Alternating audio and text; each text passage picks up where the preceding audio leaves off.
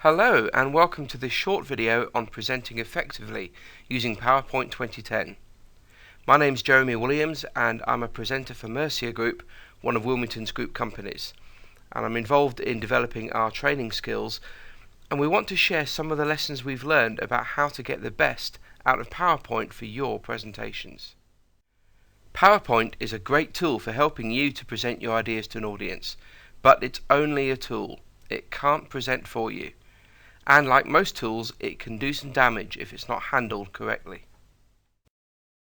Now, you may have heard the phrase, death by PowerPoint.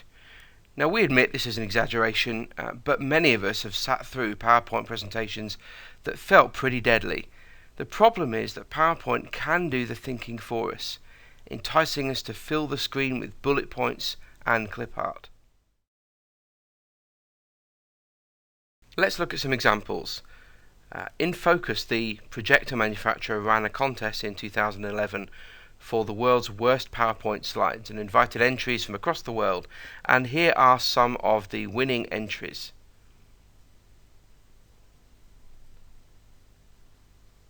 Now, I think these illustrate perfectly what death by PowerPoint really means.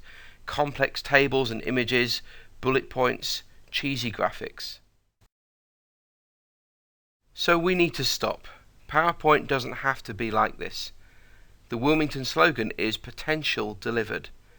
That's what this session is about, using PowerPoint to deliver presentations that fulfill their potential. Now, before we get started, let me explain who I'm aiming this presentation at and outline some assumptions. I'm going to assume that you've already used PowerPoint. I'm not going to start from scratch. In particular, I will assume that you A, know how to create new slides in a PowerPoint file. B, I'll assume you know how to insert objects such as pictures, shapes or tables into those slides, and C, that you're aware how to run a slideshow. In other words, we won't cover the basics. Instead, we're going to focus on how to use PowerPoint creatively to enhance rather than detract from your presentation. So let's get going. I want to look at 4 stages of putting together a great PowerPoint show. We'll start by thinking about planning, how to ensure that you focus on what's important and hone your message. Then we'll consider how to illustrate your presentation with graphics that support and reinforce that message. Next, we'll look at animating your slides, some do's and don'ts for visual effects, and finally, some tips on presenting to your audience. So let's start with planning. Planning begins with the most important thing I want to say in this session. It's easy to focus all your efforts onto your PowerPoint presentation, filling it with everything you're going to say, so that your role becomes a narrator, reading out your slides. This is a waste of your audience's time. They can read for themselves. But worse still, it misses the point that you, not your slideshow, should be in focus. You are the most important thing about your presentation. Who you are, what you know, what you've experienced, and how you judge things. People want to listen to you, not just listen to your slides being read aloud. PowerPoint is there to support you, not to take over. One of the greatest presenters of the last decade was Steve Jobs, the late CEO of Apple. His presentations were watched by thousands, with untold numbers watching online. But listen to what Jobs said about presenting. People who know what they're talking about don't need PowerPoint. Jobs' biography reveals how frustrated he became when people pitching ideas to him relied on detailed PowerPoint presentations. So your slides should never become the main event. Presenters are often asked, "Can I have your slides?" from someone unable to make the event. But if reading a copy of your slides is a satisfactory alternative to being there, why not simply email your slides to everyone and cancel the meeting? Your slides should be meaningless without you there, since their job is just to support what you say. Now, if you want to supply slides as notes, it is best to have a separate, more detailed set for this purpose. Understanding that your slides are there to visually emphasize your main points is the key to great slideshows. Here's an example. Now let's say you're presenting to a group of charity trustees and you want to talk about what helps charities to grow. You could show them this slide and then read it out, but we're back to death by PowerPoint. Instead, focus on the keywords for each of your points and remove everything else. You don't need it. You'll be saying all of this, and you have prepared and practiced what to say, haven't you? Now let's move those keywords to the bottom and emphasize them. Well, what can we do with all this space above? Let's insert an image that helps the audience to instinctively connect with the main message of growth. This is a much better slide that keeps you in focus while giving visual support to what you say. Let's look at two more examples. If you're talking about a geographical subject, such as the global take-up of international standards, why show these as bullet points? Instead, highlight your main information, here the number 48, with a big font, and include a globe image to give immediate visual context. Or if the actual countries matter, why not show a map with a subtle animation showing the spread? Here's another. If you're talking about a newsworthy event, let's say the Eurozone crisis, your audience already knows some of the facts, maybe more than you do. So don't bore them with details. Instead, talk over a backdrop of related news headlines, and maybe include an apt quotation to hit your point home. So our first and most important message is let your slides support you rather than the other way round. Next, think about the story you're telling. All of us have a natural affinity with stories, and that's what your presentation is. Whether you're recapping on your budget, teaching tax law, or pitching for work, you're inviting the audience to share your story. Stories have two key elements, plot and drama. Let's look at each. The plot of your presentation is its structure, and for examples of plots that work in a presentation, we need to borrow from the theatre. The standard theatre show uses a 3-act structure, and this works well for many presentations. Act 1 sets the scene. Boy meets girl, for example. Act 2 presents a problem. Boy loses girl. Act 3 resolves the story. Boy refines girl. Well, how might that work in a business presentation? Well, let's imagine that you're presenting your company's financial performance. Act 1 sets the scene, provides some context, and covers a reasonable set of results. But Act 2 brings in a problem, a loss of a key customer or the presence of a new competitor. Act 3 explains how the company will respond to strengthen its hold on the market. Another example of a 3-act structure is challenge, opportunity, action. You might even use the philosopher Hegel's dialectic method, a thesis, which is one viewpoint, then an antithesis, an opposing view, followed by a synthesis, a third option that's the best of all worlds, or at least a good compromise.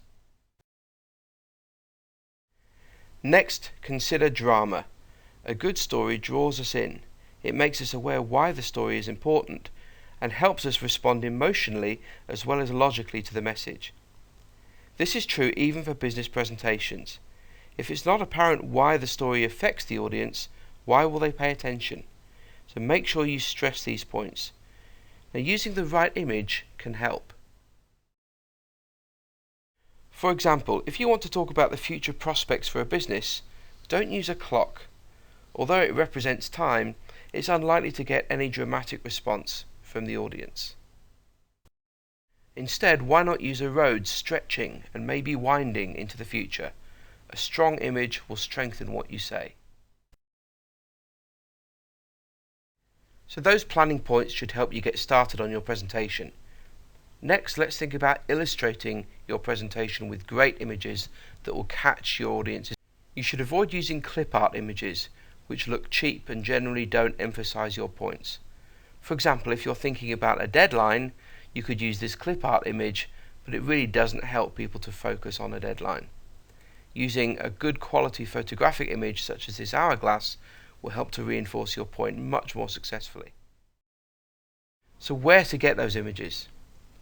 Well, PowerPoint actually has some resources built in, either built into the software itself or available from Office's website, where you can search for images and import many of those images straight into your presentation. It's always a good place to look to begin. But we may have more resources than that. In fact, we at Mercia have a bank of images that we use for our publications, and we've recently started to make those images available for presenters to use in their PowerPoint presentations. And this is something that we'd like to look at as a group to consider whether or not we can pool our resources to make images more available across the group for use in presentations as well as printed media. Once you've brought an image into your PowerPoint slide, then you can start to format the image. If you look on the ribbon toolbar at the top, a Picture Tools option will have appeared, and you need to select that tab on the ribbon. But there's one option on this toolbar that's easy to miss, but provides the secret for unlocking how to make the most of those images, and it's here, this small icon which is called Format Picture. And if you click on this icon, then the Format Picture dialog box will appear, and this gives you plenty of options down the left hand side to make all sorts of changes to your image, and it's the best place to be in if you want to make those changes. We're going to look at some of those changes in an example. Let's look at an example of how to change a good image into a great one. Now here's an example slide. Let's say that you want to talk about the Wilmington Staff Handbook, which we all had to look at in December 2011 and is mandatory for all staff. Now this is actually a reasonably good slide by itself, but we can easily change that image to make it much more attractive. Let's look at how we do that. By clicking on the image and choosing Format Picture, we can then start to play with the options, and the first one we're going to apply is a 3D rotation. I've shown on the screen which option I've picked, which is a perspective option, and immediately makes this look, rather than a static picture, as if it's an item stood on a surface. We can then start to make the image look like a real handbook. Now we're going to do this from the 3D format part of the dialog box. The first thing we're going to do is apply a bevel, and then we're going to apply some depth, and that will instantly make the handbook look like it's a real book sat there. I have to be honest, I've not printed out the handbook, so I'm not quite sure how deep it is. Maybe not quite that deep, but it gives it a good solid look. Once we've done that, we're going to add a shadow so that it appears that light is falling on this book. The shadow option again is on the Format Picture dialog box, and I've shown the shadow that I've chosen, one of the perspective options, and it instantly starts to make this look more realistic. So that's it for our image. I've now left that dialog box, and all I've done to enhance the slide a bit further is to put a shelf so it looks as if the book is sat on that shelf, and I've just changed the fonts. I've increased the date so that that's the thing that really stands out, and I think it's fair to say that this slide now looks much better than the previous version of the slide. Here's how that slide looked originally, and I hope you'd agree we've made a great change to the appearance of that slide. So let's look at some of the other formatting options available to us on this Picture Tools ribbon bar.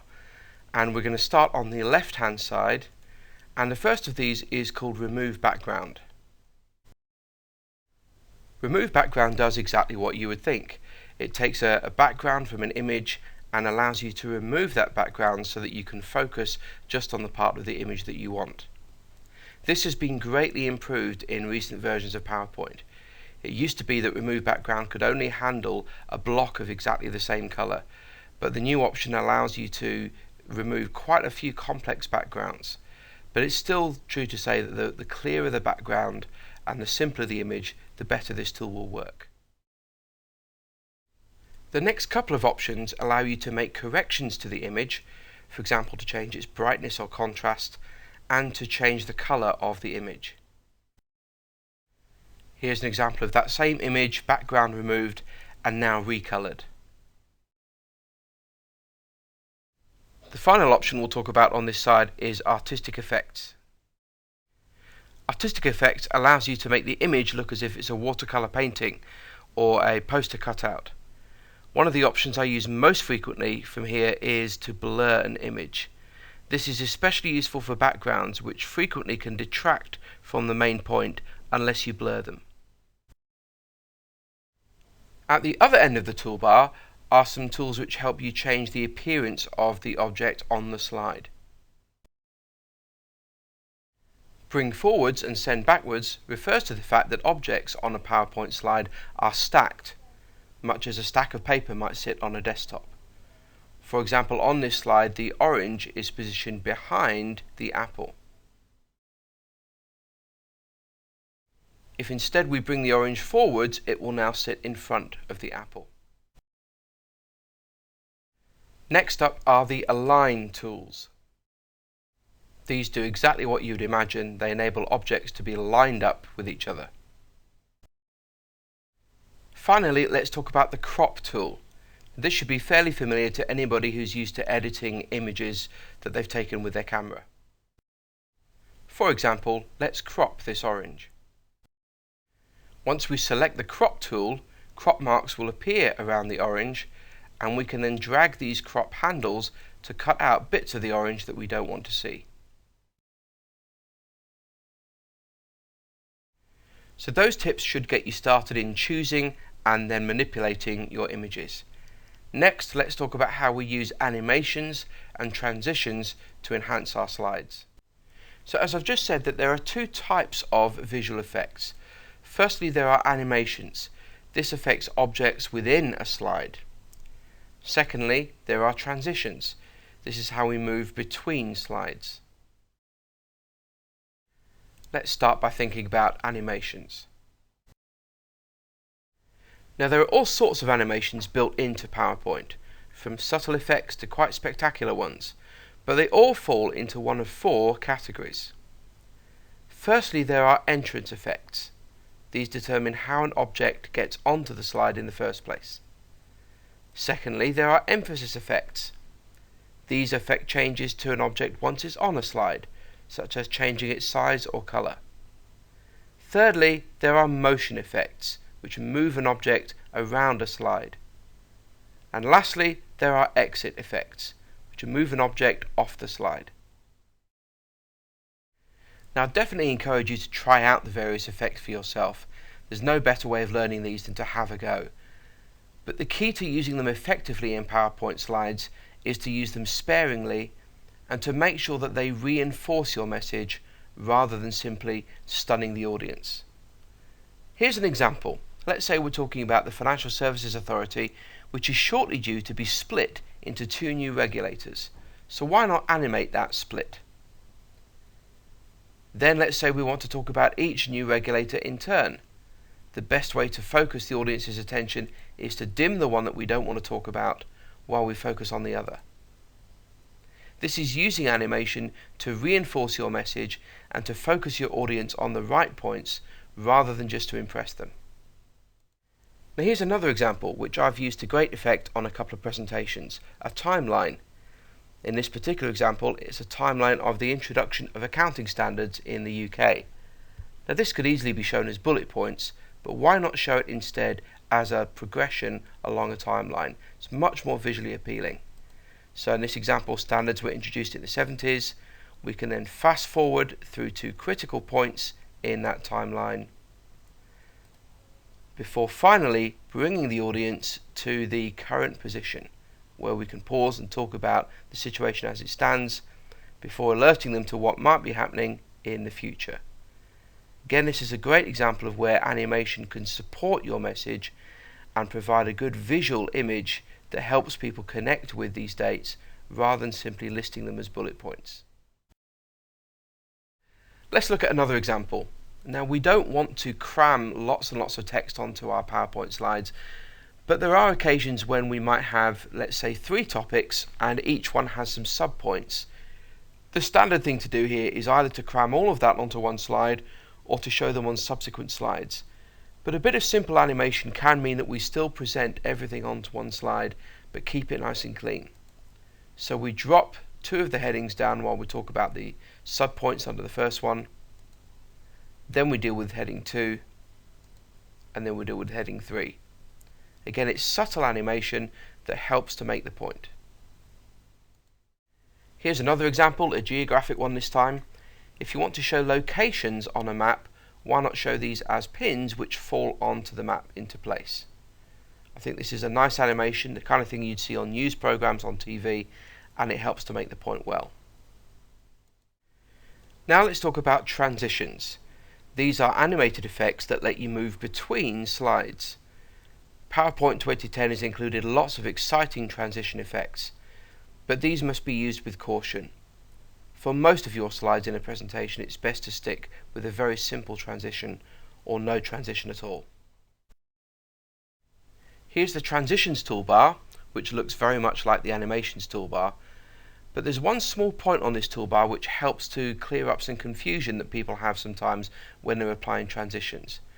And it's this word here, transition to this slide. When you're applying a transition, that will apply on moving from the previous slide to the one you're currently looking at. If you want to apply a transition to move to the next slide, you'll have to first select that next slide and then apply a transition. So that's animations and transitions. But just remember when adding these to your presentation not to go crazy, otherwise your audience might too. And we're almost there.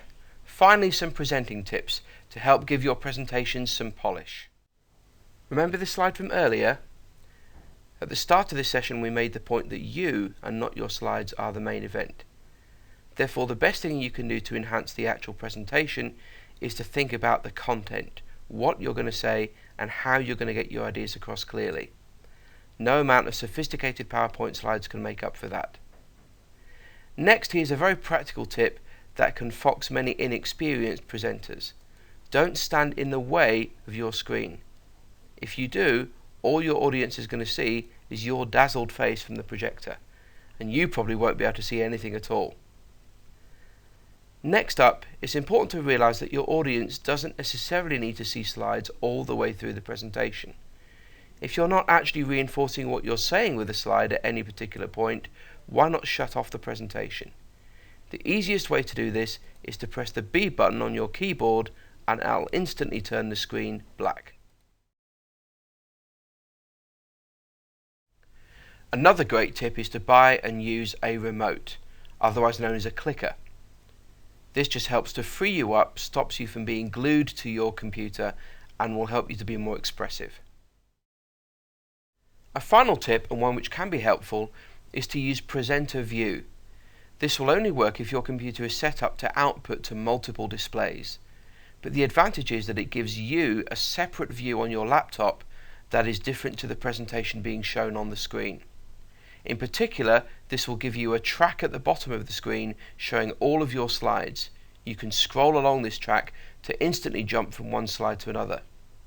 It also allows you to make notes against your slides and to see these in nice large fonts so that you can know exactly what you need to say against each slide.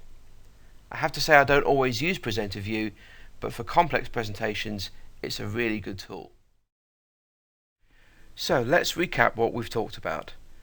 These are the 4 stages that we focused on. First, planning, making sure you remember that you should be in focus, not your slides, and honing your story by considering both the plot and injecting drama. Next, illustrating your slideshow with high quality, arresting images, and manipulating these to best effect with the formatting tools. Then animating your slides with subtle effects that add punch to your points and reinforce your message. And finally, presenting with confidence and clarity, using a clicker and presenter view to ensure you stay in control. And we're finished. Thank you very much for watching this video. We hope that that's given you some good tips that will help you with your PowerPoint presentations. Please let us know what you think.